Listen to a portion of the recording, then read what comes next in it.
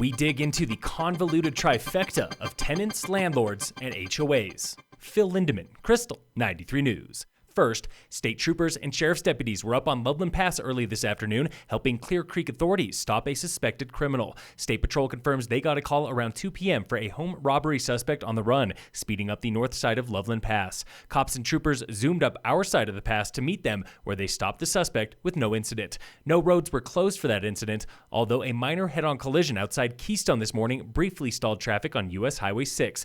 Both cars were able to drive away.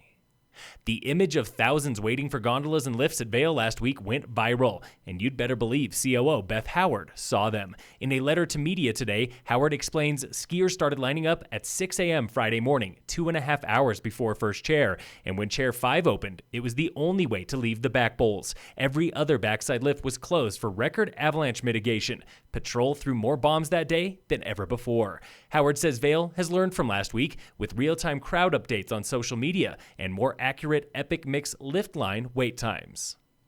About 600 Wilderness residents had no water for more than 14 hours yesterday when a water main broke on Ryan Gulch Road. The line is fixed now and water is running, but Shelley DePlan with the Buffalo Mountain Metro District says they are fighting an uphill battle against brutal winter weather and 50-year-old infrastructure buried 9 feet deep. The Metro District is updating its long-term plan now, giving priority to water and infrastructure upgrades.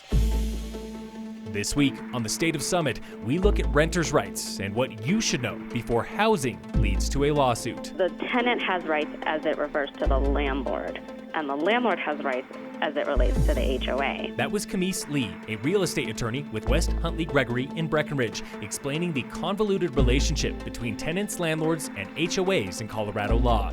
In simpler terms, So there's kind of like a middleman scenario. let's look at a common tenant issue: burst pipes in the kitchen. Lee says it's the tenant's job to report emergency damage directly to the landlord, who then works with the HOA or property manager to mend the issue. Notifying your landlord is the number one thing that tenants need to do is, written notice.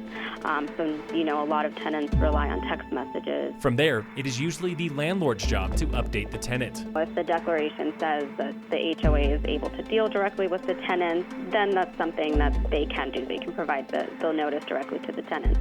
However, the tenant's recourse is really with the landlord. Late last year, Colorado passed a revised warrant of habitability law meant to protect tenants in case of emergency or landlord neglect. If the warranty of habitability is breached, the tenant can request that the landlord relocate them. And that was one of the changes that the legislature put in 2019. So where do HOAs fit in? They can compensate landlords for repairs, or even the cost of a hotel for displaced residents. You can always either look to your property management for the HOA or insurance to try to recoup your lost rent or other damages. Lee's final advice for tenants: double check your lease before any legal action.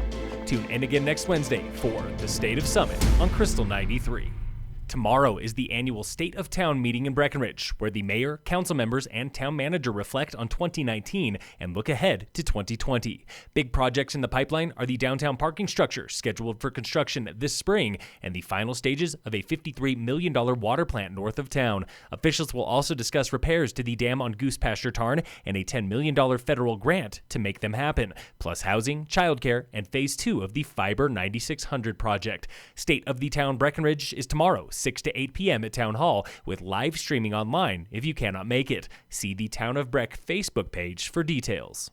In sports, the number 2 Nuggets play the number 1 Lakers tonight at 8 p.m. on ESPN. And in local sports, brought to you by Wilderness Sports in Dillon, Summit High Hockey plays Battle Mountain at home tonight.